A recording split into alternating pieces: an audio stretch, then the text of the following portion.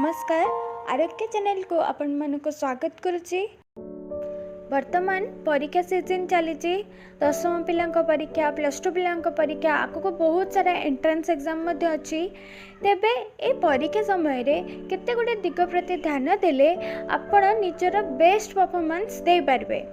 तेबे से 5टी दिग कौन आमे आगक डिस्कसन करबा। जदि 5टी दिग आपन को भल लगी ताहले जो माने परीक्षा दौरान से सहित आपन एटा शेयर करदेवे जहाँद्वारा कि से परीक्षा रे बेस्ट परफॉर्मेंस दे पारिबे। प्रथम है स्लीप।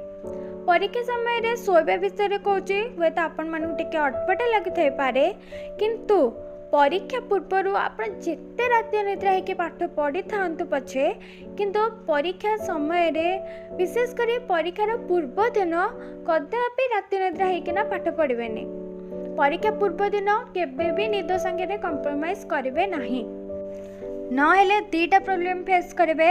प्रथम राति निद्रा होते ता परदिन खाइके जाए एग्जाम हॉल कन्स्टांटली गोटे जगह बसवा पर आमर बॉडी रेस्ट को आसीज तो ब्रेन भी चाहिए रेस्ट नापी माने ब्रेन भी इनएक्टिव हो निद आसब। निद आसिले एग्जाम जहाँ हम आप जानते। द्वितीय राति निद्रा होकर रहिले राति निद्रा ता सहित एग्जाम स्ट्रेस और टेंशन मिसी जाए बहुत पिलांकर देह खराब हो जाए मुंड बिंधा बांती हवा देखा जाए।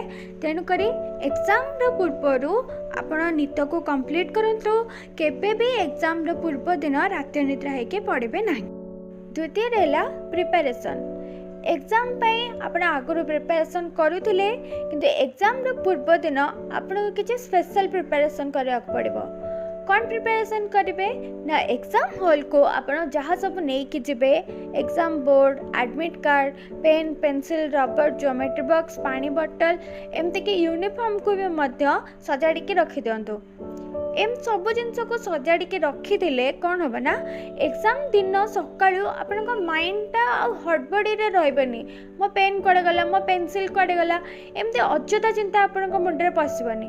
सबकि चिंता सजड़ा थुआई आप एकदम रिलैक्स मूड रे एग्जाम दबाकू जीवे। तृतीय है फूड एंड वाटर। एग्जाम समय रे हमको खाद्य और पानीय प्रति विशेष ध्यान देवाक पड़ो। विशेषकर एग्जाम हॉल को जब आगुरी आप एमती खाद्य खाइबे जो कि कार्बोहाइड्रेट और प्रोटीन दुईटा जाक थी।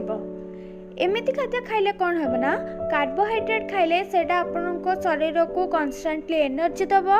प्रोटीन खाइले कौन हम ना आपन को जल्दी भोक लगनी।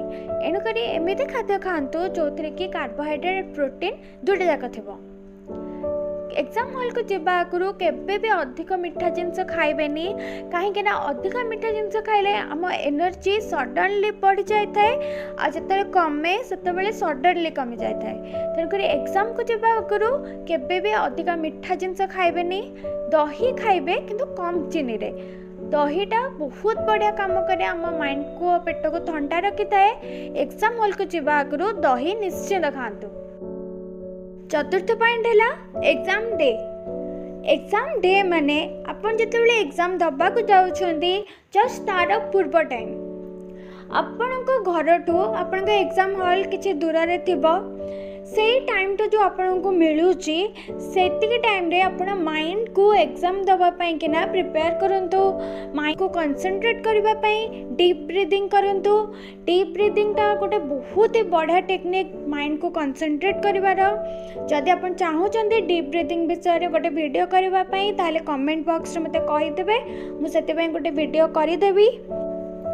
डीप ब्रीदिंग करने द्वारा आपणकर एग्जाम पाई जो स्ट्रेस टेंशन सब माइंड रे अच्छी ताऊपर आपण कंट्रोल पाई परिबे आउ आपण एग्जाम रे आपण बहुत भल परफॉर्म करि परिबे। पंचम रे हैला डिस्कशन। डिस्कशन आगुरु गोटे नो लगे दियंतु नो डिस्कशन।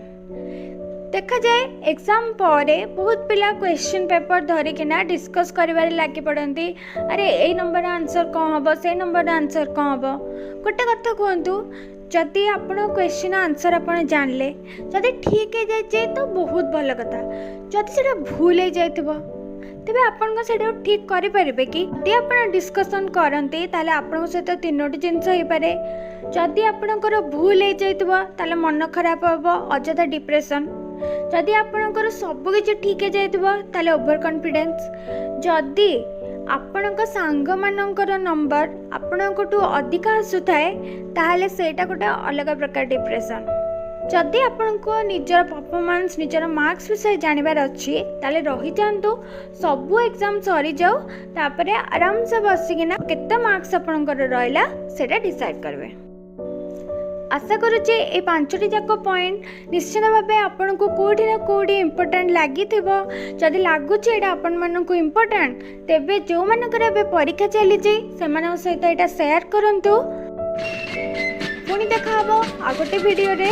रहुची नमस्कार।